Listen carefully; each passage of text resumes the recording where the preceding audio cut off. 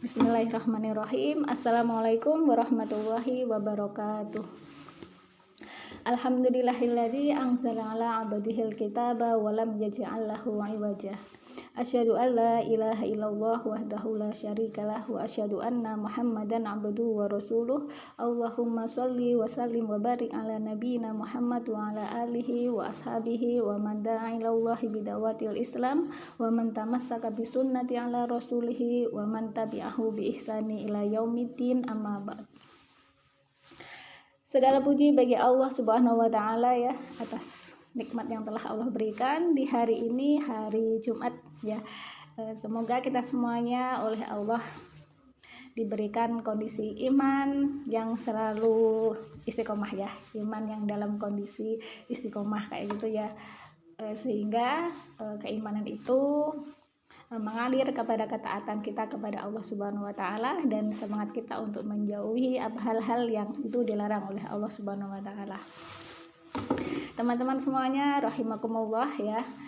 Hari ini kita oleh Allah diizinkan ya untuk kemudian melanjutkan lagi kajian online pasca Ramadan, membahas 64 dosa yang dianggap biasa ya. Kemarin kita sudah membahas dua hal, yaitu berkaitan dengan syirik seperti itu ya.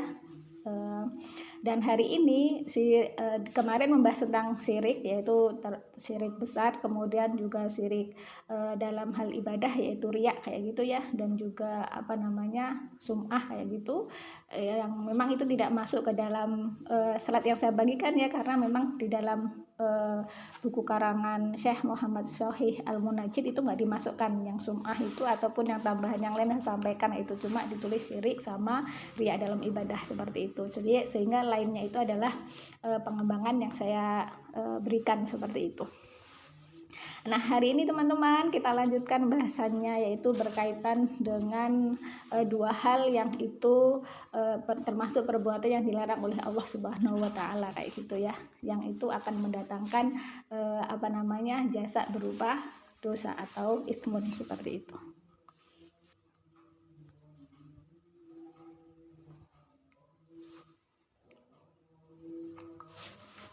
Teman-teman semuanya semoga dalam kondisi sehat ya, sehingga nanti menyimak materi ini meskipun tidak saat ini ataupun nanti saat luang seperti itu bisa dengan dicerna dengan mudah seperti itu ya.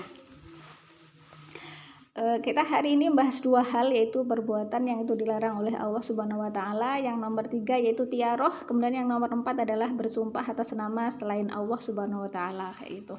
Kita bahas satu-satu ya teman-teman ya. Yang pertama adalah yang nomor 3 kayak gitu ya, adalah tiaroh ya. Apa tuh tiaroh kayak gitu ya? Jadi kalau saya buka dalam kamus kayak gitu, tiaroh itu, tiarotun itu artinya adalah barang untuk bertenung kayak gitu, bertenung. Kemudian saya buka kamus KBBI kayak gitu ya, bertenung atau tenung itu adalah kepandaian yang sebagiannya itu, maksudnya sebagian orang kepandaian itu dimanfaatkan untuk meramal sesuatu, bahkan bisa digunakan sebagai alat untuk sihir dan kejahatan lainnya seperti itu ya. Jadi tiaroh di sini itu maknanya adalah meramal nasib, yaitu baik meramal nasib baik atau buruk seperti ya, pokoknya aktivitas meramal nasib dan juga merasa bernasib sial seperti itu. Jadi tiaroh itu melihat definisinya, yaitu meramal nasib dan merasa bernasib sial seperti itu sebenarnya adalah suatu sikap yang itu menunjukkan pesimisme kayak gitu ya. Jadi pesimis seperti itu, kurangnya tawakal kepada Allah seperti itu, sehingga kemudian melakukan aktivitas meramal-ramal atau kemudian merasa bernasib sial seperti itu ketika melihat sesuatu hal atau mengalami suatu hal kemudian dimanai itu akan mendatangkan kondisi yang tidak baik atau kondisi sial seperti itu. Nah, karena di situ itu aktivitasnya itu meramal sesuatu yang belum terjadi seperti itu ya, atau istilahnya mendahului mendahului kehendaknya Allah seperti itu ya, berusaha mengatur sesuatu yang gaib yang belum terjadi kayak gitu ya, atau kemudian menerjemahkan sesuatu itu dengan buruk kayak gitu ya, ketika melihat sesuatu akhirnya sesuatu itu menjadi di apa namanya di ini di dilemparkan kepada sesuatu itu yang menjadikan sebab kesialan seperti itu. Nah, dari definisi itu, dari penjelasan ini, maka kemudian tiaroh ini termasuk perbuatan syirik juga kayak gitu. Sebagaimana yang Rasulullah SAW sabdakan bahwasanya at-tiarotu syirkun. Tiaroh itu adalah syirik kayak gitu dalam hadis riwayat Ahmad kayak gitu. Jadi tiaroh ini nggak boleh kayak gitu ya. Nah, kemudian apa aja, kita bahas satu-satu ya. Tadi kan tiaroh itu ada dua hal, yaitu meramal nasib sama merasa bernasib sial seperti itu. Sekarang kita bahas dulu yang meramal nasib kayak gitu ya. Jadi dulu di zaman jahiliyah kayak gitu ya, itu orang Arab itu ada kebiasaan yaitu mengundi nasib atau meramal nasib, sama aja ya kayak gitu ya.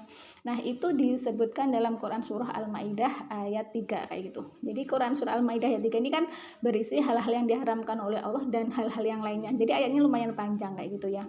Di situ ada potongan-potongan kalimat ya, wa antas taqsimu bil aslam, yaitu mengundi nasib dengan aslam atau anak panah kayak gitu. Nah, di situ dilanjutkan dzalikum fisq. Jadi mengundi nasib dengan anak panah itu salah satu perbuatan fasik kayak gitu ya. Teman-temannya masih ingat ya apa itu fasik? Yaitu kemarin sudah sempat kita bahas ya di bulan Ramadan kemarin, yaitu fasik itu adalah perbuatan yang menyimpang, orang yang berbuat fasik itu berarti orang Islam yang terjadi penyimpangan dalam amaliyahnya seperti itu, dalam perbuatan itu menyimpang dari syariat seperti itu. Maka kemudian mengundi nasib atau meramal nasib ini termasuk perbuatan fasik, yaitu perbuatan yang menyimpang dari ajaran syariah Islam. Nah, sekarang kita buka tafsirnya dalam Ibnu Katsir terkait dengan wa antas taqsimu bil aslam, yaitu mengundi nasib dengan aslam kayak gitu. Apa itu aslam kayak gitu ya? Diterangkan dalam tafsir Ibnu Katsir bahwasanya aslam itu adalah anak panah yang belum memakai bulu kayak gitu. Jadi orang Arab jahiliyah itu menggunakan anak panah yang belum memakai bulu untuk menentukan apakah mereka akan melakukan suatu perbuatan ataukah tidak kayak gitu. Jadi caranya ialah mereka ambil 3 buah anak panah yang belum memakai bulu.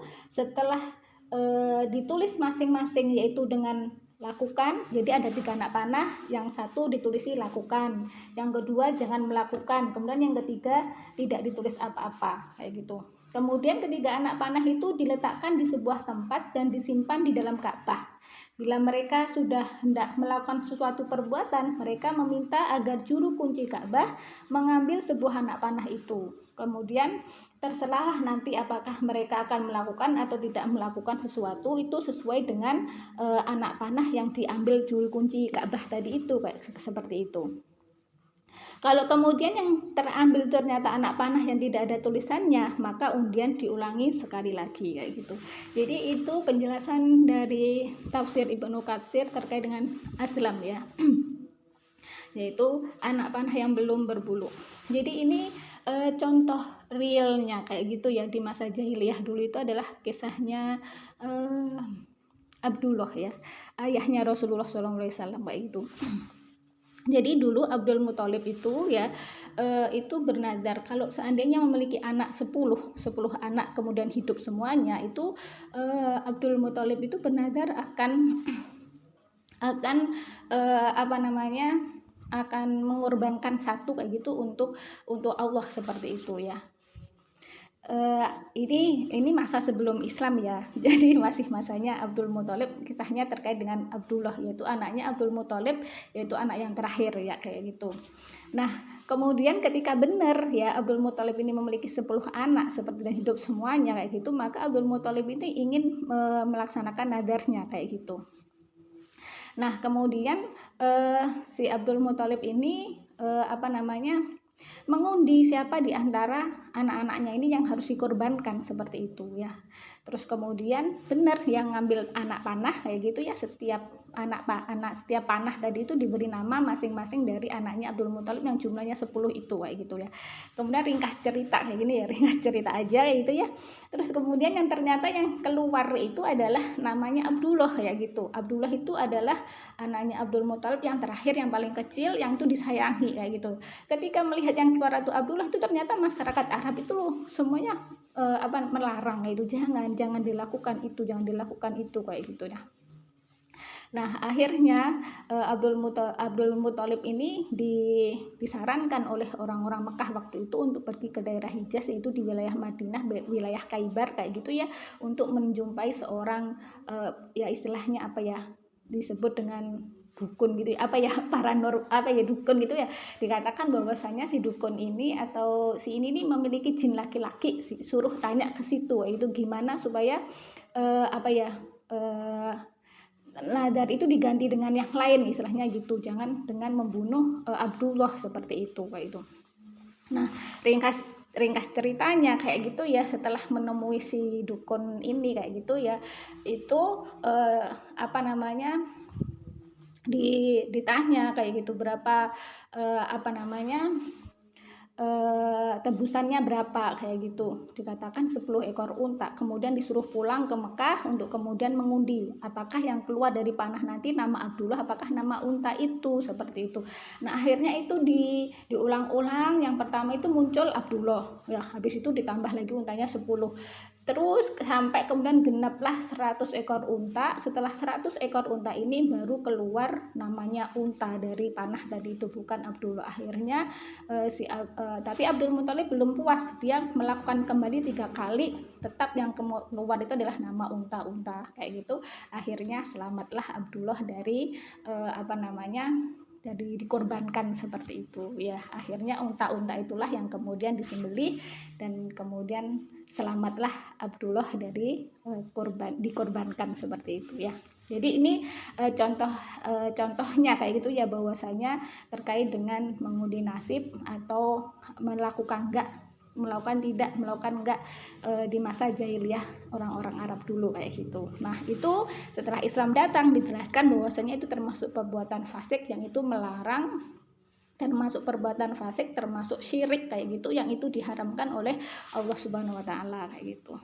Nah kalau di kita sendiri kayak gitu ya, meramal nasib itu kan banyak, mulai dari perbintangan itu kan salah satunya juga mencoba untuk meramal nasib apa yang akan terjadi bulan ini, setahun kemudian dan sebagainya kayak gitu. Atau kemudian kalau di kalangan anak-anak atau mungkin kita juga ya, kita misalkan mau keluar enggak, kemudian kita pakai hitung-hitungan jari kita, keluar enggak pakai jari kayak gitu ya. Jadi melakukannya kayak gitu, melakukannya baik enggak kayak gitu ya. Jadi itu juga berusaha untuk meramal nasib seperti itu ya. Nah yang seperti itu juga enggak boleh kayak gitu ya. Jadi itu terkait dengan meramal nasib kayak gitu ya, yang itu tidak boleh, entah dengan panah atau dengan yang lainnya, itu diharamkan kayak gitu. Kemudian yang kedua, merasa bernasib sial kayak gitu ya. Jadi tiaroh yang berikutnya adalah merasa bernasib sial kayak gitu. Jadi ini contohnya misalkan gini, kita ketiban cecak kayak gitu ya. Nah itu ketiban cecak kayak gitu. Terus kemudian kita memaknainya itu, wah ini alamat sial ini kalau ketiban cecak kayak gitu. Akhirnya ketika terjadi kesialan benar itu dilemparkan kepada cecak tadi itu kayak gitu ya. Jadi karena ketiban cecak kayak gitu, akhirnya cecaknya yang dijadikan sebagai pelarian dari terjadinya kesialan kayak gitu ya. Atau kemudian misalkan melihat orang buta kayak gitu ya, oh itu kalau melihat orang buta berarti nanti kita misalkan ini tokonya nanti jadi tertutup dari pandangan orang-orang, akhirnya tidak laris seperti itu ya. Atau kemudian misalkan lahir di siang hari kayak gitu ya, misalkan lahir di siang hari, wah ini alamat ini anak penakut kayak gitu. Jadi itu contoh-contoh dari melemparkan sesuatu itu sebagai sebab sebab kesialan yang akan terjadi seperti itu, yaitu. Terus kemudian misalkan mimpi, ya ini mimpi giginya jatuh, wah ini alamat sial juga, ini mungkin akan meninggal dan seterusnya. Ini saya ambil contoh-contoh yang dulu pernah saya dengar ya, ketika dari orang-orang itu ketika hal-hal yang saya sebutkan tadi itu kayak gitu. Jadi kalau kita masih memiliki pemahaman seperti ini, harus kita buang ya, kita hapus kayak gitu ya, bahwasanya itu termasuk syirik ya, termasuk perbuatan syirik yang itu dilarang oleh Allah Subhanahu wa taala, karena sesungguhnya baik dan buruk itu semuanya itu ketika sudah terjadi itu adalah atas kehendak Allah Subhanahu wa taala, sehingga kita tidak boleh melemparkan sesuatu kesialan itu kepada makhluk seperti itu ya. Sebagaimana dalam ayat yang tertulis dalam Quran surah Al-A'raf ayat 7 kayak gitu ya. Jadi di situ ada kisah umatnya Nabi Musa kayak gitu ya. Jadi maaf saya Quran surat A'raf nomor suratnya 7 ayatnya adalah 131 kayak gitu ya. Jadi di situ saya bacakan artinya aja ya.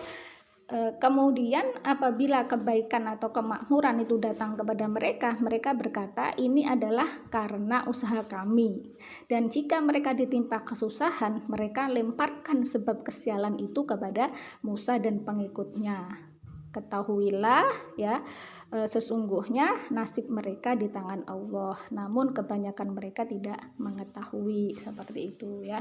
Jadi ini terkait dengan tiaroh ya. Jadi meramal nasib atau kemudian merasa bernasib sial ya, dengan misalkan menemui sesuatu atau melihat sesuatu atau kemudian ketiban sesuatu kayak gitu ya, kemudian diramalkan itu akan mengalami kesialan, maka sesungguhnya itu termasuk tiaroh yang itu adalah syirik dan itu haram untuk diyakini oleh seorang muslim.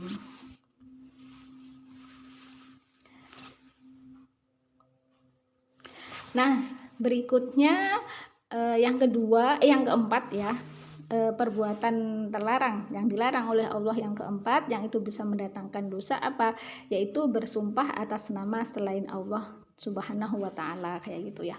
Jadi sumpah ini adalah bentuk pengagungan kayak gitu ya. Jadi bentuk pengagungan. Maka kemudian ketika sumpah ini Allah yang bersumpah kayak gitu, Allah boleh kayak gitu menggunakan makhluk ciptaannya itu boleh kayak gitu. Misalkan wal asyri, demi masa kayak gitu ya. Itu Allah boleh kayak gitu. Atau kemudian wasyamsi waduhaha kayak gitu, demi matahari dan waktu duha kayak gitu ya. Jadi itu boleh kalau Allah, tapi kalau makhluknya yaitu manusia kayak gitu ya, itu tidak boleh kita bersumpah dengan pengagungan ya makhluk yang lainnya kayak gitu ya. Jadi misalkan saya bersumpah demi, misalkan kalau dulu Tuhan-Tuhannya orang jahiliyah ada Lata, kemudian Hubal ya, atau yang lainnya, kemudian demi Lata, demi Hubal kayak gitu ya. Atau kemudian misalkan kalau saat ini misalnya contohnya demi amanah kayak gitu ya, demi amanah yang dia emban kayak gitu ya, maka itu nggak boleh kayak gitu ya. Jadi karena sumpah ini bentuk pengagungan, maka kemudian sumpah itu kalau dikatakan oleh seorang makhluk seperti itu, maka itu harus disandarkan kepada Al-Khaliq kayak gitu ya. Jadi demi Allah kayak gitu ya, demi Allah Subhanahu wa taala kayak gitu. Atau demi jiwa, demi zat yang memegang jiwaku, yaitu maksudnya Allah Subhanahu wa taala seperti itu ya. Jadi itu kalau sumpahnya seorang hamba kayak gitu ya, itu harus disandarkan kepada Allah Subhanahu wa taala sebagai bentuk pengagungan dan sebagai bentuk keseriusan dari sumpah itu sendiri kayak gitu. Karena sumpah itu kalau dalam Quran surat Al-Maidah ayat 89 kayak gitu ya, itu ada sumpah yang main-main, ada sumpah yang beneran kayak gitu ya. Jadi saya bacakan ayatnya ya. A'udzubillahi minasyaitonirrajim. Bismillahirrahmanirrahim. La yu'akhidukumullahu billaghwi fi aymanikum walaki yu'akhidukum bima aqadtumul ayman. Fakaffaratuhu it'amu asyarati masakin min awsati ma tut'imuna ahlikum aw kiswatuhum aw tahriru raqabah. Faman lam yajid fasyamu salasati ayyam. Dzalika kaffaratu aymanikum idza halaftum wahfadhu aymanakum. Kadzalika yubayyinullahu lakum ayatihi la'allakum tashkurun, ya. Artinya Allah tidak menghukum kamu disebabkan sumpah-sumpahmu yang tidak sengaja untuk bersumpah, kayak gitu ya. Jadi tidak sengaja untuk bersumpah. Tetapi dia menghukum kamu disebabkan sumpah-sumpah yang kamu sengaja. Maka kafarotnya atau denda pelanggaran sumpah ialah memberi makan 10 orang miskin, yaitu dari makanan yang biasa kamu berikan kepada keluargamu, atau memberi mereka pakaian, atau memberikan seorang hamba sahaya, kayak gitu. Barang siapa yang tidak mampu melakukannya, maka kafarotnya berpuasalah 3 hari. Itulah kafarat sumpah-sumpahmu apabila kamu bersumpah, dan jagalah sumpahmu. Demikianlah Allah menerangkan hukum-hukumnya kepadamu agar kamu bersyukur kepadanya. Nah, kita buka tafsir dalam Ibnu Katsir, ya, terkait dengan ayat ini kayak gitu. Jadi kan tadi di awal-awal dikatakan sumpah yang tidak disengaja itu bisa dikatakan dengan di sini, ya, dalam tafsir Ibnu Katsir itu adalah sumpah yang main-main, yaitu sumpah yang main-main itu ialah perkataan seorang lelaki yang menyangkut makna sumpah tanpa disengaja, misalkan tidak demi Allah atau dan benar demi Allah, ya, kayak gitu. Atau kemudian menurut pendapat yang lainnya, bermain-main dalam sumpah ialah sumpah seseorang yang dilakukan dalam omongan yang mengandung gurauan, ya. Jadi sumpahnya itu candaan kayak gitu. Kemudian ada juga yang berpendapat yang lain bahwa sumpah main-main itu adalah sumpah dalam maksiat kayak gitu. Kemudian pendapat lainnya adalah sumpah yang dilakukan dalam keadaan marah kayak gitu. Sedangkan menurut yang lainnya atas dasar lupa. Jadi sumpah tapi dalam ada dasar lupa kayak gitu, ya. Ya bisa saja, ya, karena memang manusia itu tempatnya salah dan juga lupa seperti itu. Dan menurut pendapat yang lainnya, yaitu sumpah yang menyangkut masalah yang meninggalkan makanan, minuman, pakaian, serta lain-lainnya yang semisal kayak gitu. Tetapi pendapat yang benar ialah yang mengatakan bahwa sumpah yang main-main ialah yang diutarakan tanpa sengaja seperti itu, ya. Jadi sumpah-sumpah yang tidak disengaja seperti itu dalam Quran surah Al-Maidah ayat 89 itu tidak terkategori dosa, tidak disengaja seperti itu, ya. Kemudian yang sengaja itu apabila dilanggar kayak gitu, itu baru ada kafarotnya kayak gitu, ya. Jadi hati-hati, ya teman-teman, apabila kita bersumpah seperti itu. Yang pertama harus menyandarkan kepada Allah Subhanahu wa taala, terus kemudian mengerjakan itu sumpahnya kayak gitu. Kalau kemudian ternyata melanggar dari sumpah yang dilakukan, maka kafarotnya seperti dalam Quran surah Al-Maidah ayat 89 tadi itu apa? Yang pertama memberi makan 10 orang miskin atau memberi pakaian kayak itu. Kemudian kalau nggak bisa, itu nggak ada misalkan gitu, diganti dengan membebaskan budak. Kalau membebaskan budak, seorang budak, ya, membebaskan seorang budak, kalau itu telah ada, kemudian diganti dengan puasa 3 hari. Nah, itu kafarot untuk sumpah yang sengaja seperti itu, yang kemudian dilanggar juga dengan sengaja kayak gitu. Jadi ini. Nah, terus kemudian selain sumpah selain sumpah yang demi Allah saya akan gini dan seterusnya kayak itu, ya, yang itu termasuk terkategori bukan menyandarkan kepada Allah, tapi itu juga termasuk dosa. Itu adalah misalkan kita menyandarkan nama itu kepada penghambaan kepada makhluk kayak gitu. Misalkan Abdul Lata, hambanya Lata kayak gitu. Lata itu salah satu nama berhalanya orang-orang jahiliyah dulu, ya. Atau kemudian Abdul Nas, hambanya manusia kayak gitu ya. Itu juga nggak boleh. Jadi nama-nama yang disandarkan sebagai bentuk penghambaan kepada makhluk itu juga nggak boleh. Nah, ini juga harus hati-hati ini para orang tua, kalau memberi nama harus tahu artinya, sehingga jangan sampai kemudian salah memberi nama yang itu malah menjadikan termasuk kesyirikan, menyekutukan Allah lewat nama seperti itu. Terus kemudian contoh berikutnya yang terkategori menyandarkan sesuatu kepada selain Allah, atau kemudian termasuk syirik, yaitu menduakan Allah, yaitu ketika mengatakan suara rakyat adalah suara Tuhan. Nah, itu kan kita kadang-kadang sering mendengar itu ya dalam sistem demokrasi. Suara rakyat adalah suara Tuhan. Itu nggak boleh kayak gitu ya. Itu haram kayak gitu. Karena itu ada unsur kesyirikannya. Terus kemudian menyetarakan antara al-khaliq dengan makhluk, maka kemudian nggak boleh kayak gitu ya. Atau kemudian menggabungkan dua istilah yang itu dari sisi akarnya itu berbeda kayak gitu. Misalkan demokrasi Islam kayak gitu ya, itu juga nggak boleh kayak gitu. Jadi Islam itu sebuah agama ya, yang itu jelas bahwasanya memiliki syariat dan seterusnya kayak gitu ya. Kemudian Allah sebagai al-khaliqnya, kemudian memiliki syariat, memiliki seorang nabi, memiliki kitab dan seterusnya. Sedangkan demokrasi itu adalah sebuah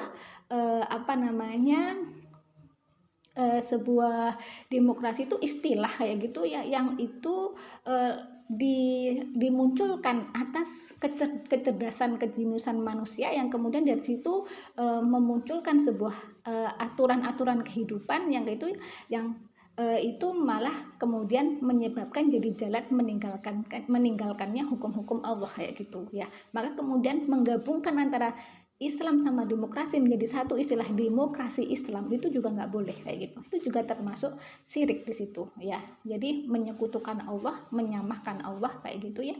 Di situ dengan istilah demokrasi, yang dimana demokrasi sendiri itu lahirnya dari Yunani, bukan dari Islam seperti itu.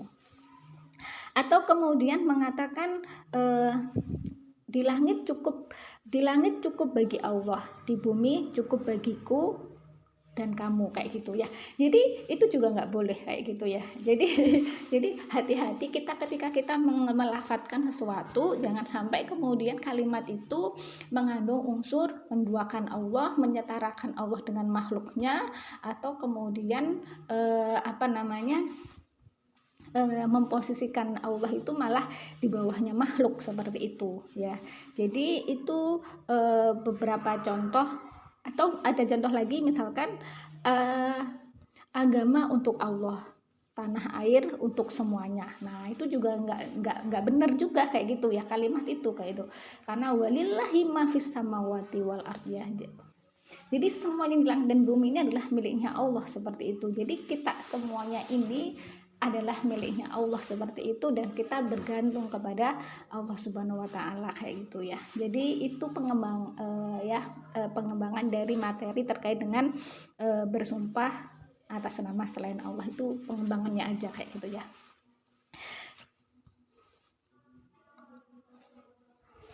Jadi teman-teman, itu dua bahasan terkait dengan dua perbuatan yang itu dilarang oleh Allah, yang kadang-kadang dianggap biasa aja dosanya kayak gitu ya. Meramal-ramal nasib kayak gitu ya, mengundi-ngundi mengundi-ngundi nasib ya, mempercayai perbintangan, itu seakan-akan dianggap biasa aja dosanya, padahal itu juga termasuk syirik kayak gitu. Demikian pula sumpah-sumpah itu kadang-kadang dipakai guyonan dan sebagainya kayak gitu, padahal itu hal yang serius kayak gitu ya.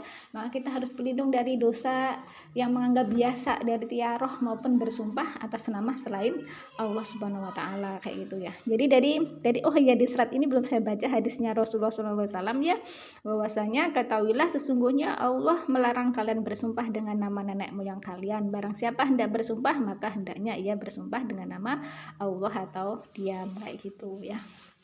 Jadi alhamdulillah dua perbuatan yang dilarang oleh Allah sudah kita bahas, dan tinggal 1 menit, berarti ya kita akhiri ya, cukup sampai di sini materi hari ini ya.